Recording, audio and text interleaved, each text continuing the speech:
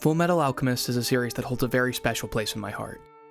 I've been enamored with it ever since my first watch-through of Brotherhood, and have since found myself going through every form of the series there is. For better or for worse. Barring the live-action material and Milos, I truly love and tolerate all of them, but have always been perplexed by one thing. Why does Brotherhood's first part kind of feel off compared to the rest of the series? To answer that, let's break down what exactly Brotherhood underwent during its early development to understand what can be done to improve it.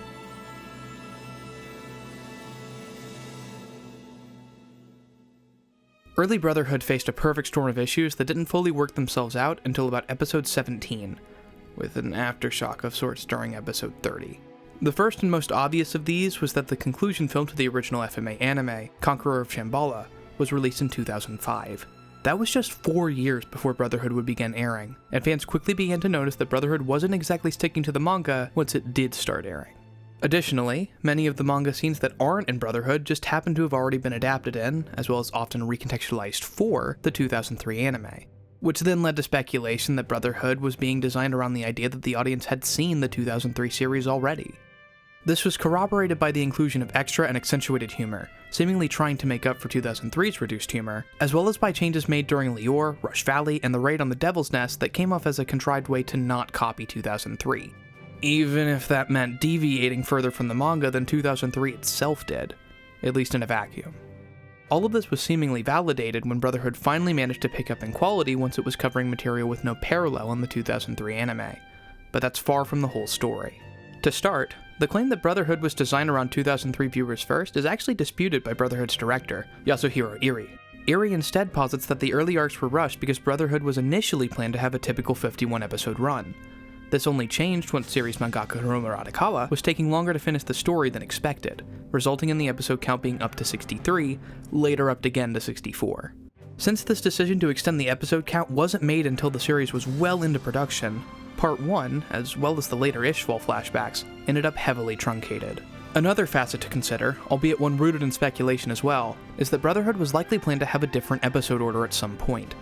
Have you ever noticed that Brotherhood Episode 3 has a completely different shot composition to the rest of the series? It's only for about the first half of the single episode and never appears before or after, probably because it's pretty ugly. I posit that Brotherhood was actually meant to start with Lior, just like 2003 in the manga, and this shot composition was to be the basis for the entire series. However, since it sucked, they elected to instead use a more typical approach. But what they'd already made was made, and time was running out to redo it. So, in an attempt to keep what they had while also not having this be the introduction to the new series, a filler episode was placed in front of it to act as a new first episode. Then, a section of the backstory was severed from Doubleth to act as a spacer between the two first episodes. Again, this is purely speculation, but it explains a lot.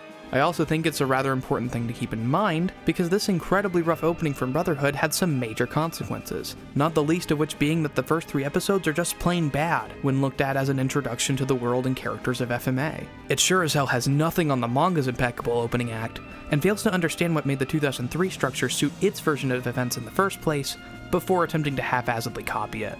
There's also the seemingly underappreciated aspect of directorial experience, as Iri was a very new director when he was tasked with Brotherhood.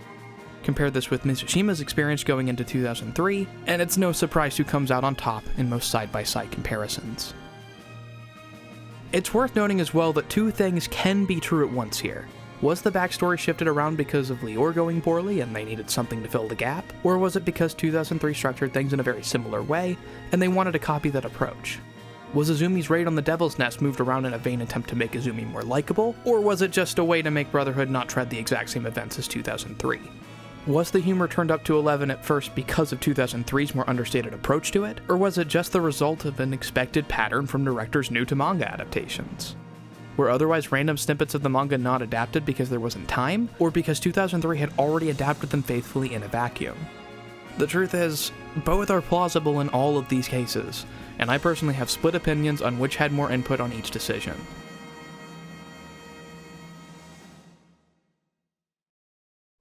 While it's true that Iri himself has taken a hardline stance on this in interviews, it's not like he can just come out and say that you should watch another, theoretically distinct work before viewing his. Even if he held that view, he is not in the position to say that.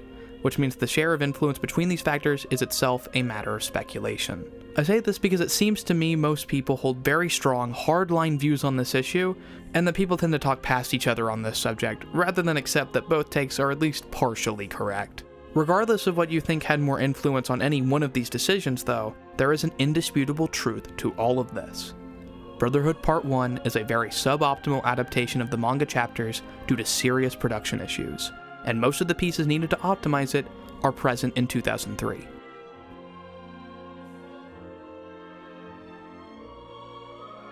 To be clear, I am not saying that 2003 adapted the manga better overall. That'd be a ridiculous assertion even when just factoring in the pre-Lap 5 material. The first episode of 2003 is the only instance of this statement being largely correct. I am also not saying that 2003 is somehow invalid whenever it isn't adapting the manga material. I'm actually grateful that 2003 was designed from the ground up to be different, offering counterpoint to core thematic ideas from the manga that really bring the entire experience together. But if that's true, then I can firmly state that 2003 should be experienced second like any other antithesis. And if that means Brotherhood Part 1 needs to be patched in order to make it a worthwhile starting point, then so be it. These scenes from 2003 do need to be recontextualized for that to work, but you'd be surprised at how few of them cause problems when retrofitted to manga-accurate locations. Several points in Lior, Rush Valley, and Doubleth are all able to receive this treatment, although precise cuts and occasional redraws are needed for all of it to fit together. Additionally, the 2003 series itself could actually stand to gain from having at least one instance of Brotherhood material, as well as some other cleanup where possible. Those extensive recuts have already been planned out, and the results are known as FMA-BR and FMA-3R. Now, I understand why there would be skepticism surrounding a project like this. Attempts at recutting Brotherhood go back at least a decade now, and they always miss the mark. However, there are demonstrable ways that FMA-BR and FMA-3R set themselves apart from every FMA recut that came before them. For starters, they're designed to be a matte set, rather than trying to combine both series canons in a fundamentally futile effort. Additionally, few, if any, of the previous recuts offered multiple video modes, dual audio, full channel uncompressed audio, or even consistent openings, endings, and bumpers. These are all things you will find in FMA-BR and FMA-3R.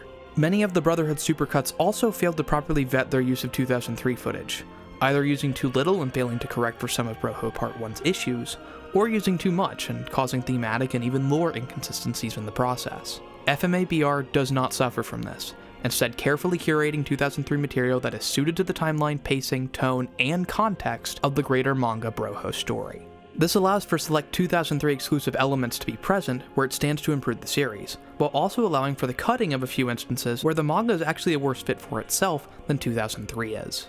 Which, yes, does happen sometimes.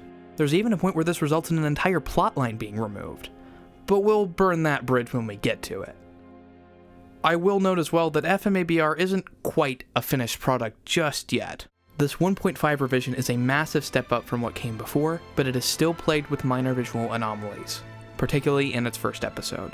Still, if you'd like to see what all went into the process of creating FMA-BR, the first episode breakdown is available to watch right now. Although, you may want to watch the episode itself before doing that, which a link in the description will take you to. The episodes will be released every week, with episode breakdowns coming out in parallel here on YouTube. Whatever you choose, thank you for tuning in.